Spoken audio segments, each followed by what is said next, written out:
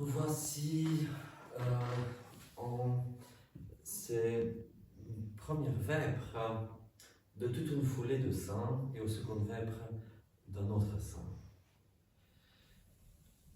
Le 9 mai, l'Église fête Isaïe le prophète. Plus exactement, c'est la dédicace de l'Église Saint Isaïe.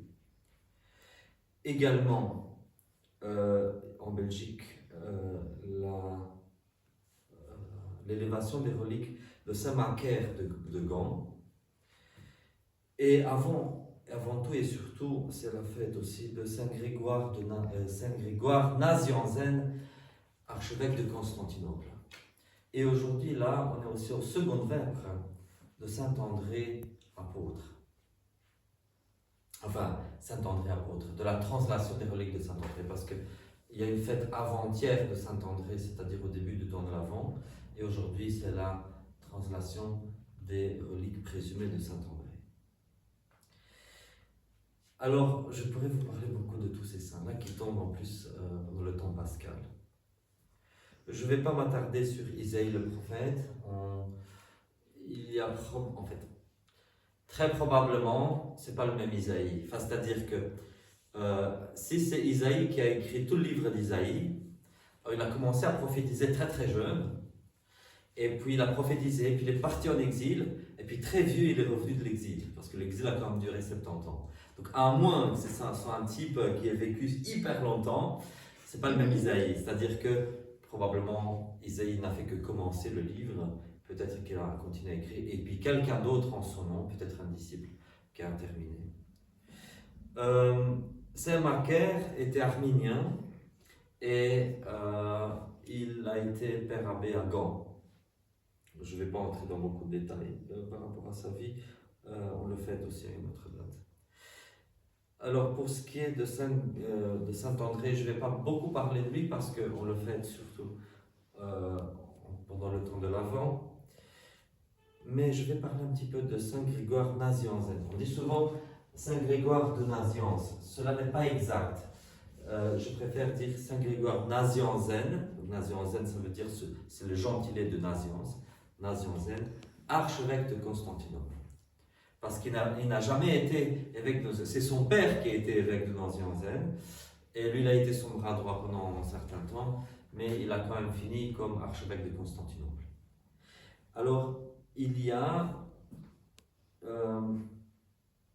que 3 saints qui portent le nom de théologiens, on va dire avec un grand T. C'est Saint Jean l'évangéliste, parce que l'évangile selon Saint Jean est un évangile éminemment théologique.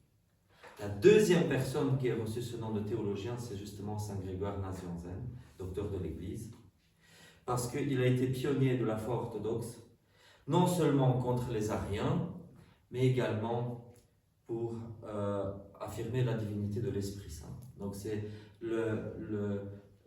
l'un des 3 pères cappadociens, mais lui, il excelle même dans les pères cappadociens pour la défense de la Trinité. Et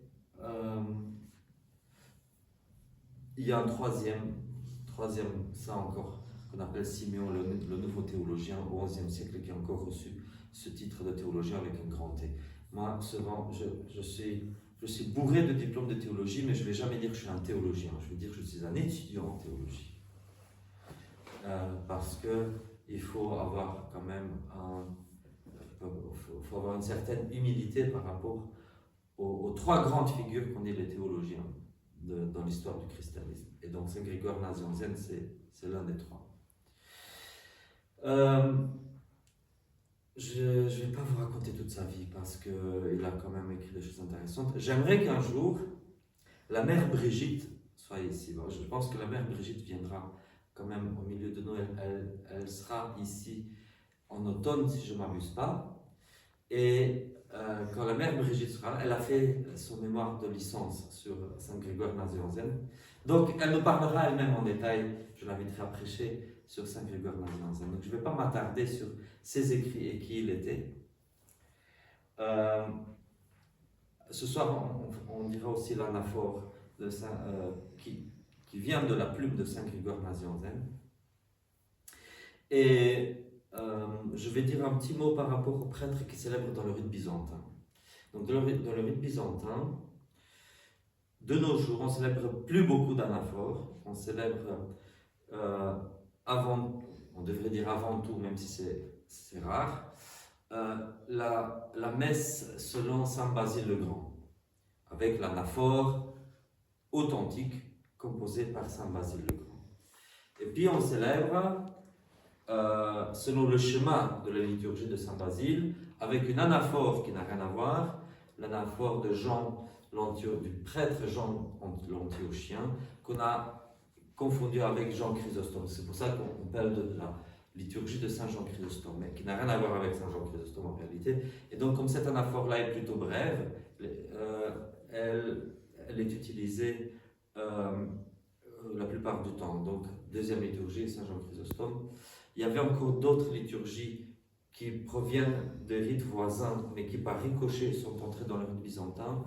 La liturgie de Saint Jacques, avec l'anaphore de Saint Jacques, la divine liturgie selon Saint Pierre l'apôtre, qui est en fait le canon romain qui est entré, qui a pris en vêtements byzantins, j'ai envie de dire.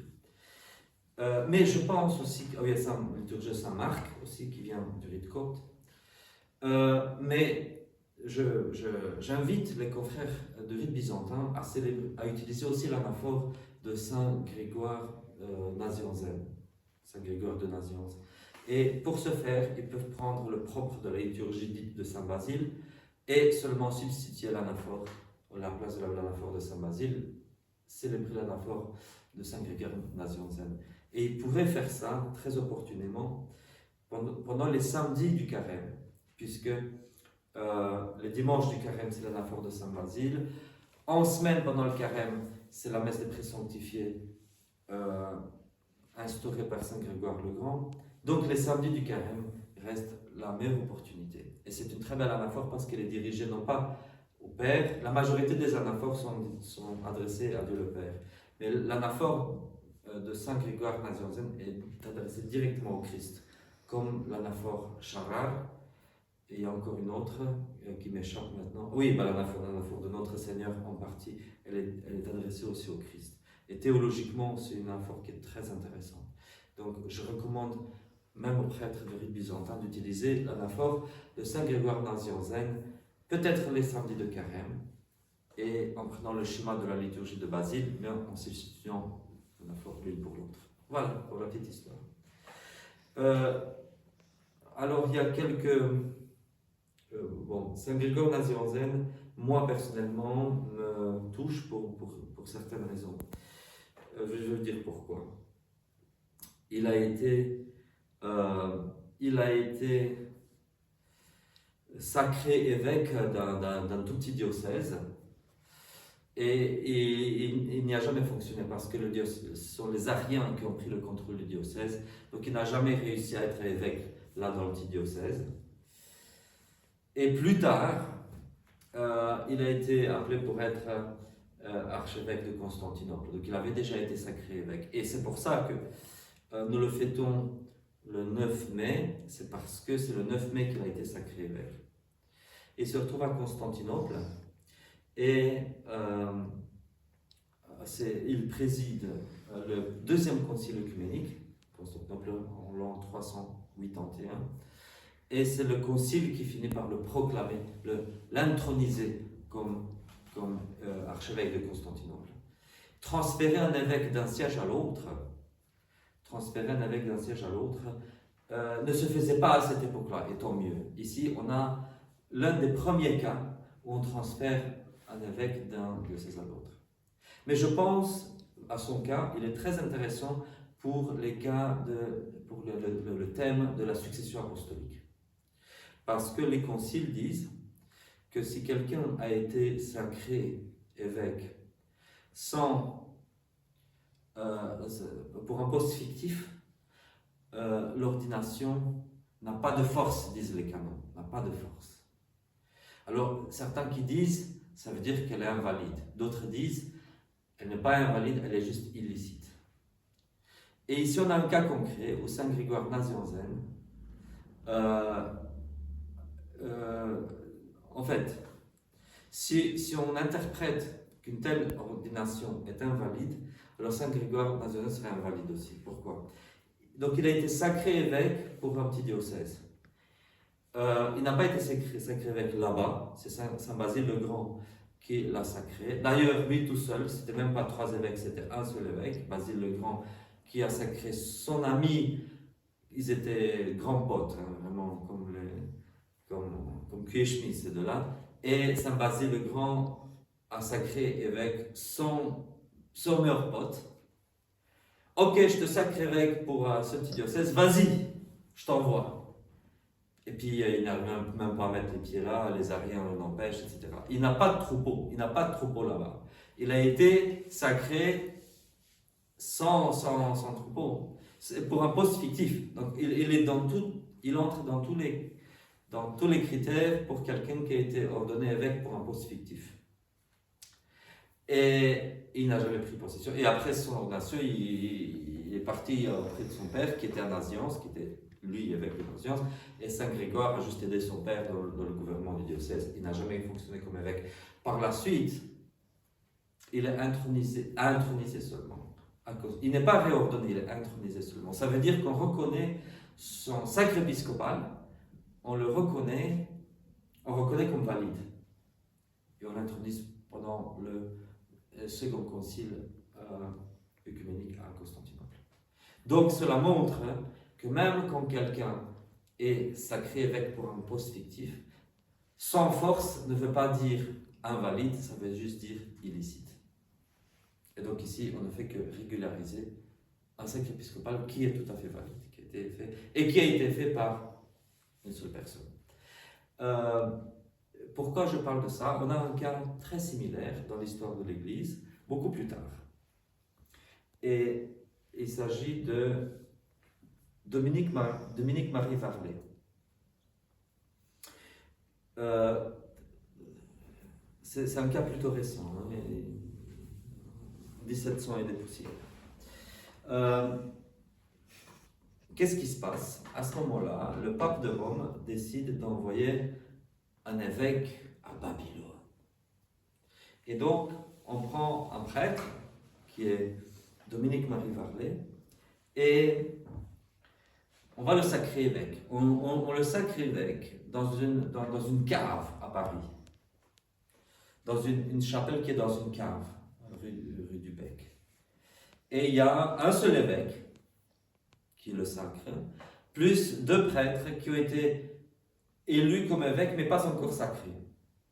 Donc il y a 2 autres candidats à l'épiscopat qui se trouvent présents. Donc il y a un seul évêque, plus 2 prêtres, on va dire.